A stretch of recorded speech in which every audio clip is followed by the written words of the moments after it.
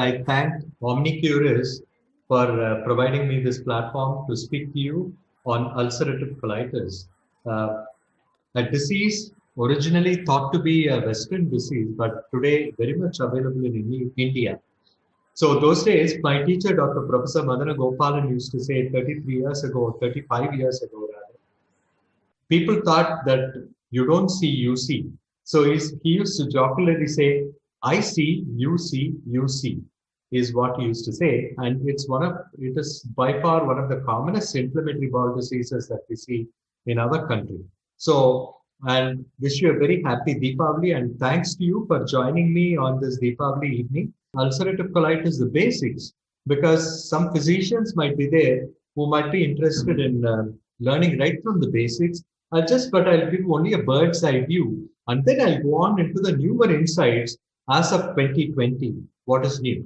I'll start with a case which we saw, in November 2018. This was a 26-year-old young gentleman who came to us with hypogastric pain, blood and mucus diarrhea. 8 times he used to pass per day and night, and then had exertional dyspnea and fatigue.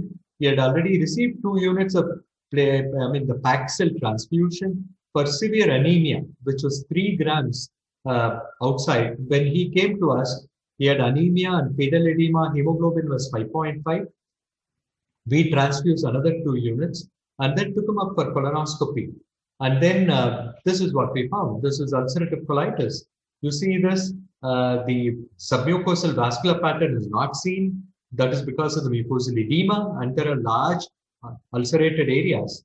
And the biopsy shows a lot of inflammation in the lamina propria. And with all the typical changes, I'm going to show you on histopathology what are the changes of ulcerative colitis. We treated him, basically, we started with, this was in November 2018.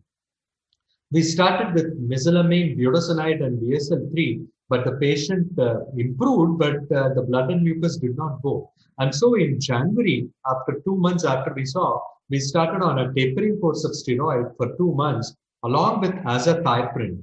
So we added azathioprine, 50 milligrams, and we started a tapering course of steroid, and then stopped the steroids by March, and the patient became absolutely asymptomatic by March 2019, and I saw him today in my OPD. So, and what is interesting is, for the past almost 22 months, he never had even one loose stool, he never had blood and mucus, absolutely asymptomatic. His hemoglobin is at 14. However, if you see the C-reactive protein done today in our laboratory, it's 10. Which means the necroinflammation or the inflammatory activity is still there. It is not completely gone. So this is the story that I want to tell you in the next part, like how to, achieve a suppression of inflammation, because this can always, again flare up.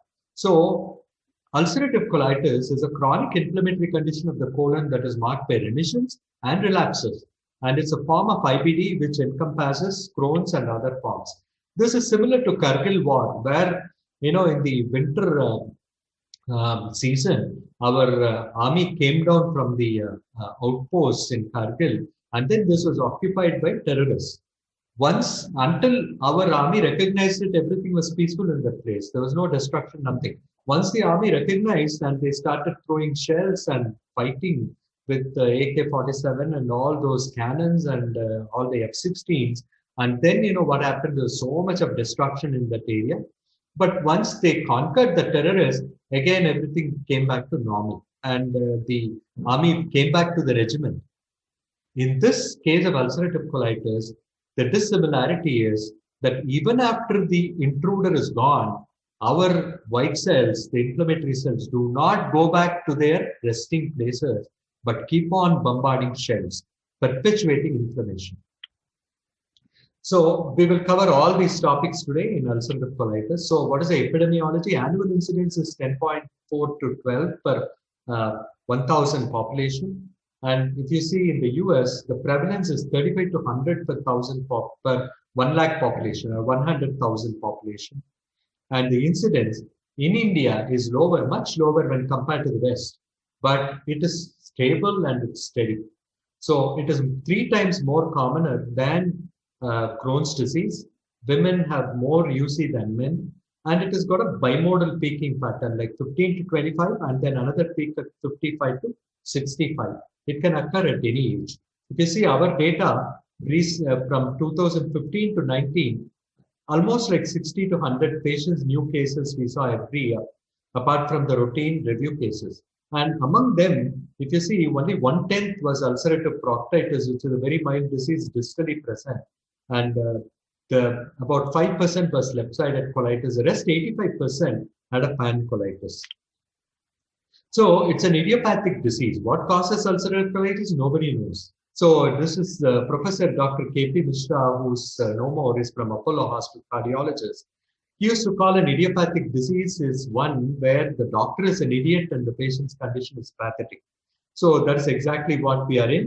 But we know certain things can be responsible. One is genes, two is altered microbiome, and plus there is an immune dysregulation.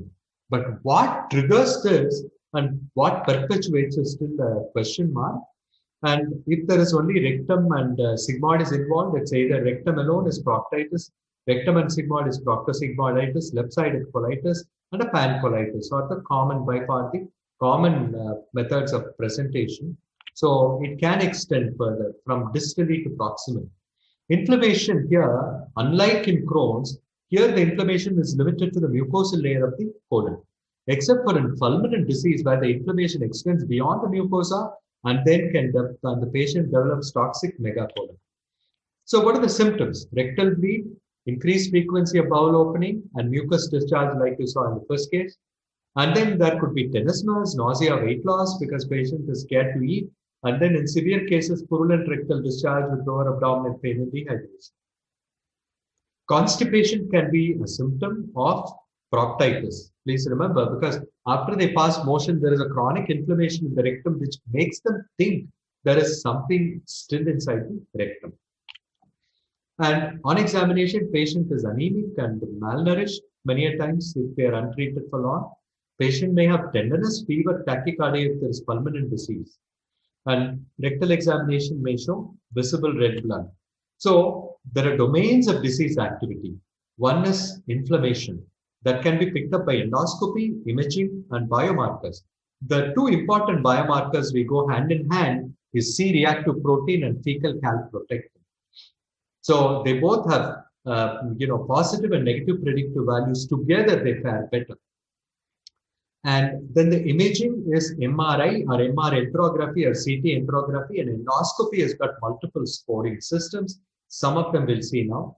And the quality of life scores, psychological distress, disease adaptation, global quality of life are all indicated by different scoring mechanisms for research purposes. Clinical symptoms could be phenotype and disease extent, intestinal and extra-intestinal symptoms. You have all these scoring systems and different classifications. Okay, the grading is mild, moderate, and severe. Mild is less than 4 bowel movements per day. Moderate is 4 to 6 bowel movements per day. And along with bleeding per rectum, all three have a common denominator is bleeding per rectum. Here, less than 4 bowel movements, 4 to 6 bowel movements, more than 6 bowel movements. And in severe, there is also a systemic illness with hypoalbuminemia, like we saw in the first patient where he had an albumin of 18 grams per liter. So Mayo scoring system is one of the simplest and by far commonly used. It looks at stool frequency, rectal bleeding, endoscopic findings, and physician's global assessment scores. And in the endoscopy, this is mild, this is moderate, this is severe. And so you give a score, mild is 1, moderate is 2, and 3 is severe. And the global, so looking at frequency of bowel movement, rectal bleeding, you get scores, and then endoscopy scores, and then global assessment by the doctor. So normal, mild, moderate, severe. Then all together, all these scores are added on. And then if this below 2, 2 and 1 are normal, and 3 to 5 is mild, 6 to 10 is moderate, 11 to 12 is severe activity. So this is a UC Mayo complete score, which looks at frequency of motion, rectal bleed, endoscopic finding, and global assessment by the physician. So this is another score which is called Simple Clinical Colitis Activity Index. This is Patient Simple Clinical Colitis Activity Index, PSCCAI. So this looks again at bowel frequency during, only difference is during the day, during the night, urge for defecation, blood and stool, general well-being, and extracolonic features. Here extracolonic features are also brought in, like uveitis, erythema nodosum, arthritis, pyoderma gangrenos. So, which means the UC can have extra intestinal manifestations. It can involve almost any organ system. 50% of patients experience at least one extra intestinal manifestation. It could be musculoskeletal, peripheral arthropathy, or axial arthropathy. Cutaneous, erythema nodosum, pyoderma gangrenosum. Ocular, scleritis, episcleritis, uveitis. Hepatobiliary, it can affect the liver and the biliary system as primary sclerosing cholangitis. So if somebody has PSI, look for IBD. Somebody has IBD, look for PSC. So these are the extraintestinal manifestations. These could occur during the active phase of IBD, like conjunctivitis, iritis, episcleritis, mouth ulcers, fatty liver, liver abscess, portal pyemia, because a lot of bacteria can traverse from the intestine because of the gut mucosal barrier disruption through the portal radicals into the liver, can produce liver abscess, portal pyemia. Mesenteric portal vein thrombosis could occur. Venous thrombosis could occur when there is active inflammatory bowel disease. But here, even unrelated to IBD activity, even in a quiescent ulcerative colitis, somebody can develop autoimmune hepatitis, PSC, gallstones, amyloidosis, and oxalate kidney stones, and sacroileitis, ankylosing spondylitis, metabolic bone disease. So the complications could be acute complication, toxic megacolon, perforation, hemorrhage. Chronic could be cancer. That is why we require a surveillance colonoscopy. So in a case of ulcerative colitis, annually we do a sigmoidoscopy, flexible sigmoidoscopy. And once in 3 years, we do a colonoscopy full length in order to see if there are any dysplasia associated mucosal lesions, which could lead on to malignancy. So, and we should also chronically, it can affect other, systems as well. So the differentials, you have to look for bacteria, Salmonella, Shigella, Campylobacter. Could be, you see, sometimes the UC presents as an acute blood and mucus diarrhea. Then you have a difficulty to sorting out, is it infective or is it UC? Then you can also have viral colitis, HSV, CMV. CMV can coexist with ulcerative colitis and then produce a flare. So protozoal is amoebiasis in this country, very common, amoebic dysentery. Then other causes like non-infective, like ischemic colitis, collagenous colitis, which produce only watery diarrhea, no blood and mucus. Non-steroidals, diverticulitis, or radiation proctitis, Behçet's, and colonic carcinoma, which can produce a bleed. So diagnosis is a combination of clinical, endoscopic, histologic features. Mimickers have to be excluded. Okay, no single laboratory test, but generally, like CBC shows leukocytosis, anemia, thrombocytosis. Albumin is low, potassium is low because potassium is lost from the colonic mucosa. Magnesium is also low. Alkaline phosphates could be elevated, and if it is more than 125, it suggests PSC. You look at inflammatory markers, I told you CRP and fecal calprotectin are in combo are the best markers, and stool assays, you should rule out all other pathogens in the stool by oviparasites, viral studies, bacterial pathogens, and Clostridium difficile in case of antibiotic exposure, and general fecal blood and leukocytes all can be looked at. P-ANCA could be used serologically as a serologic marker, positive in 60 to 80%. It can predict disease activity. So you look at colonoscopy, the proctitis, proctosigmoiditis, distal colitis, or left-sided colitis, and pancolitis. So it is the diagnostic test.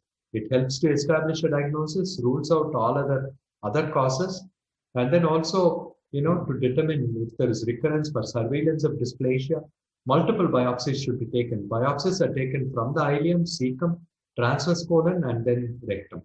So colonoscopy may show the mucosal edema, erythema, loss of vascular markings, mucosal friability, and in mild disease. Severe disease can have erosions, ulcers, spontaneous bleeding. Long-standing ulcerative colitis can have pseudopolyps. So what about histopathology? There could be surface ulceration, inflammation confined to mucosa, excess inflammation or inflammatory cells in the laminopropria, loss of goblet cells, presence of crypt abscesses. These are important. I'll show you some of the pathological histopathology slides of our own patient. Ulcer with inflammatory granulomatous tissue. Here there is an ulceration, but there is so much of inflammation in the lamina propria, which you can see all through, so much of inflammation. And then, there is ulceration here. This is the ulceration here. And then there is villiform transformation. And there is a surface mucodepletion. There is a crypt branching here. Glands and crypt show branching. And then there is a basal plasmacytosis. And see the crypt abscess here. This is crypt abscess and cryptitis. There is inflammatory cells all around the crypts, and there is abscess formation here. And you see here the crypt abscess with regenerative changes. And this is again a crypt abscess with regenerative changes. These are very typical of ulcerative colitis. Paneth cell metaplasia could happen here, as seen in these slides. And there is ulcer here, and see the formation of pseudopolyp here. This is a pseudopolyp. There's one ulcer here, and the intervening mucosa is jutting out as though it looks like a polyp, but it's not a true polyp. It's a pseudopolyp. That is why there is a lot of ulceration with pseudopolyp formation that happens in ulcerative colitis. As the healing process happens also, multiple pseudopolyps can happen. And see the dense inflammatory infiltrate. There's a lot of inflammatory cells in the mucosa. And you see here, this is the deeper layer, the muscularis mucosae and the submucosa. They are all devoid of cells, inflammatory cells. So this is a mucosal disease as against Crohn's, which can be transmural. Right. What about imaging? So this is helpful in acute, severe fulminant ulcerative colitis. If the patient is sick, take an X-ray. This is a dilated transverse colon, indicating toxic megacolon. Here again, see this. This is a dilated transverse colon, which is a toxic megacolon. So it's not a stomach; it's the the colon, which looks like a stomach here. So which is rather an emergency to undergo colectomy, toxic megacolon. Barium enema, if somebody can do a double contrast barium enema like this, then it's worth. Otherwise, barium enema is not worth. So here you see the pseudopolyps here, and double contrast study, and here you see one ulcerated lesion here. So it's picked up here beautifully by the DCT. CT scan can be done, which shows a loss of hostra, and again featureless colonic mucosa, and it's a host pipe colon because the hostrations are lost. This is looking like a host pipe. And then there are pseudopolyps, which can be seen here. All the ragged edges indicate pseudopolyps. So the diagnosis and the treatments is twofold or threefold. One is twofold, rather active phase with induce remission and then maintain remission. These are the two arms: induction of remission, maintenance of remission. So we have to consider what stage are we dealing with. Is it an active phase or patient is already in remission? What is the extent of involvement? Proctitis, distal colitis, left-sided colitis, pancolitis, severity, mild, moderate, severe. Then you have the options, medical, surgical. So what are the treatment goals? Induce remission, maintain remission, prevent complications. So that's important. So by convention, the pyramid approach is from the bottom to the top. So that's how we always go. We start with aminosalicylates. So 5-ASA, so which is used very often by all. This is a be all and end all in ulcerative colitis. That's the first line drug. So you can induce remission with high dose mesalamine, and you can also maintain remission if it is a mild disease. On the other hand, if it is a mild to moderate severity, then you have to use corticosteroid, take the disease to remission, and then continue on aminosalicylate. That is the 5-aminosalicylic acid. So, and then if in case of moderate to severe cases, you continue with thiopurine. Like 5-ASA with thiopurine is what we did in the individual first you saw. The first case where we started with mesalamine and corticosteroid, we used luminally acting budesonide but it didn't get ameliorated. So we went for oral systemic corticosteroid, and along with that thiopurine in the form of azathioprine. Then we stopped the corticosteroid, we continued with thiopurine and aminosalicylate. Then still, if the patient does not completely go into remission, then you have to go for biologic therapy. And biologic therapy is always combined with thiopurine. So one thiopurine like azathioprine along with biologic fares better than biologic alone. There are multiple studies to show that. So the 5-ASA is a mainstay, and sulfasalazine and mesalamine effective for inducing and maintaining remission. You can use topical mesalamine if there is a proctitis or distal proctocolitis where proctosigmoiditis. You can give it as a suppository or give it as an enema. So you can combine this with oral 5-ASA. And then, of course, the corticosteroid, usually you give a budesonide can be given. There are two formulations in India. One is a SR and the other one is a CR. CR is a controlled release. So, like which can be, helpful in 3 milligram 3 times a day if there is a pancolitis. Whereas if there is a left-sided colitis which is not responsive to treatment with the conventional dosing, then you can try SR preparation rather than CR, a sustained release preparation 9 milligram, which is a matrix preparation. So which will be a sustained release which will cover round the clock, and also it will reach the left colon. So distal colitis, best will be budesonide, which is sustained release formulation. And if it doesn't work, you go for oral prednisolone. In acute cases, you start with IV methyl prednisolone, better than hydrocortisone. So in an acute, fulminant, severe ulcerative colitis inside the hospital, you can start round the clock with methyl prednisolone for 5 days, take it to remission, then switch to oral prednisolone, then slowly also add on azathioprine and then take it off. So what about thiopurines? Azathioprine is by far the commonest. 6-mercaptopurine is less often used. We all use aza. So 50 to 100 milligram is what we use. Generally, for moderately severe, 50 milligram is enough. You don't need to go to 100 milligram. But remember 3 things. 1, every 3 months, look for bone marrow suppression in the form of CBC. And then you look for renal problems, AKI, drug-induced AKI. And you have to look for urea creatinine. Look for drug-induced liver disease also in the form of ALT, AST. So every 3 months we keep checking. And any new symptoms, because 1 in 1,000 can go in for an adverse reaction and can go into a bone marrow suppression because of this profound suppression is possible. They go into aplastic anemia, but extremely uncommon. So, but thiopurines can be used. And then cyclosporine, not much use now. And we'll go to biologics later on in the next part of my talk. So in the COVID era, what do we use? One is you have to go to what is called a Secure IBD. The online COVID registry is available here. You go to covidibd.org, which will give you all clues how to treat. And this is as of 16th September. Total number of cases reported during the COVID era is 2,364. So it shows all the details. If you see here, the right from mesalamine, budesonide to parenteral steroids, oral steroids, azathioprine, methotrexate, anti-TNF with thiopurines, anti-TNF without thiopurines, with thiopurines, anti-integrin, which is vedolizumab, and the interleukin inhibitors, JAK inhibitors, all these are given here. All of them have mortality rate anywhere between 2 to 10%. So, which is not very different. And you see the lowest is with the biologics, anti-TNF, 2%.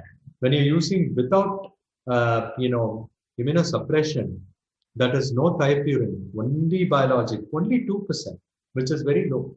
So that is very heartening here. So biologic therapy probably can be continued. This is a chart given in Gastroenterology, April 2020. What are the drugs which can be used if the patient has COVID-19 positivity and inflammatory bowel disease? All the situations you can use 5-ASA, mesalamine, no problem. Budesonide can also be used, no problem. But prednisolone is a high risk, so you should not use. Try to taper and stop. But if in case you're not able to taper and stop, patient gets relapse, then it might be a problem to manage your relapse, and so you maintain the lowest dose of prednisolone possible. So it says the about 20 milligrams is risky. So below 20 milligrams is okay.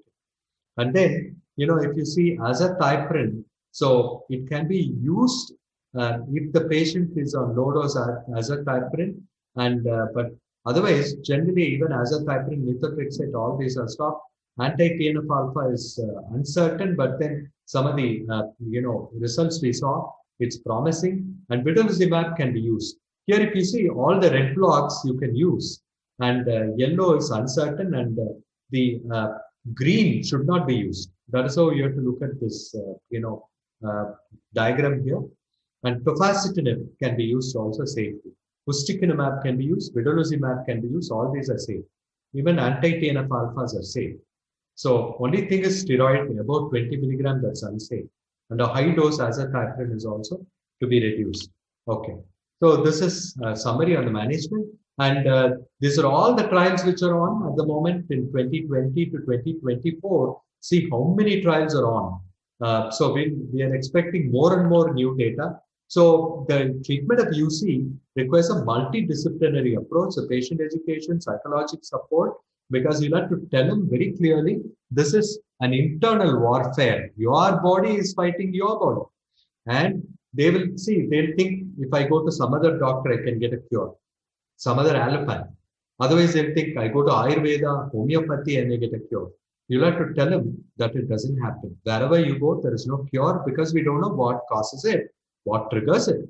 So we'll have to get the patient's confidence in you and in your treatment. Tell them, be very patient, and we'll go step by step to produce a amelioration of inflammation. So assessment, monitoring, management of treatment adverse events is of paramount importance. Patient counseling has to be done.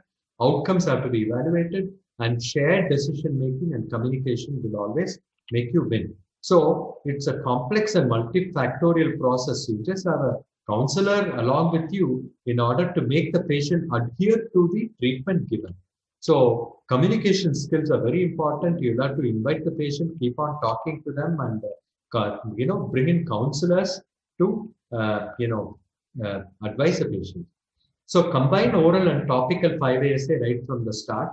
So beginning itself, you can give a topical 5-ASA like a rectal enema, or this thing, if it is only proctitis, you can give mesalamine suppository. And then you optimize mucosal 5-ASA concentration. I usually start with 2.4 grams of 5-ASA, 1.2 grams. Even I use 4.8 grams in severe cases. Mild cases, I use a lesser dose. And, we'll have to see to that slowly it is tapered. So adherence to the treatment is of paramount importance. If they stop, then 5-fold increase if there is a relapse. If less than 80% of the times, 80% of the drug is taken, there is a 5-fold increase in relapse. So please advise the patient about relapse. And then even in steroid dependence, you can maintain with high dose mesalamine with topical 5-ASA. Even topical steroid foam enemas can be given. And this Pentasa or any other formulation is reliable even in diarrhea.